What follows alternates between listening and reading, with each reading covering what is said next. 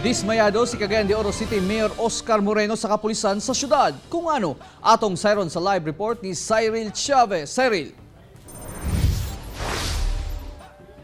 Yes, Real, kini may kalabutan sa kidnapping sa usa ka Chinese national dinhi sa syudad nga sumala pa gitago ang impormasyon sa publiko.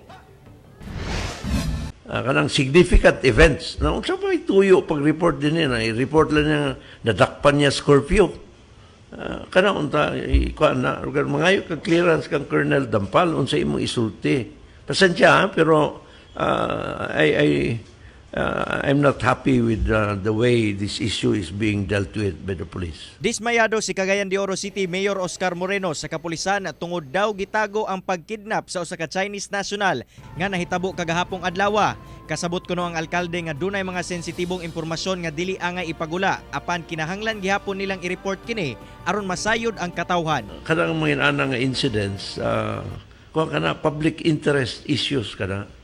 So it is the duty of the police to make the report and to update the people para walay speculation. Nadakpan sa ka-suspect, na-file ng kaso, and then napag-follow up at operation sa iyang cohorts ng kauban niya.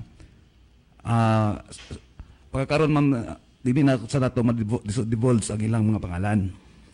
Because the PNP have a follow-up operation pa. Base sa impormasyon nga nakuha sa One Mindanao, usa ka 45 anyos nga lalaking Chinese national ang gikidnap sa tulo ka mga laing Chinese nga lalaki aron ipalukat sa dagkong kantidad. Apan gahapong adlaw gibuhian ang biktima og gihulgang muhatag og 3.5 million pesos ngadto sa mga sospek. Nakahiagom kini og samad dinunggaban sa walang paa og sa iyahang liog. Sa follow-up operation sa kapulisan, nagkagubot sa May Osmeña Street dihang ilang nadakpan ang usa sa mga sospek.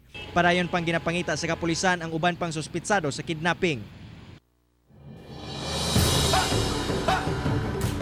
Real, sa karon wala pa'y opisyal nga pahayag ang kapulisan labot sa insidente. Gawas na lamang sa ilang pagkumpirma nga aduna gayoy kidnapping incident nga nahitabo. Samtang ang motibo sa krimen wala pa sab nila gikabutyag. Sanglit sumala pa nila padayon pa ang hot pursuit operation nga ilang ginahimo batok sa mga suspetsado.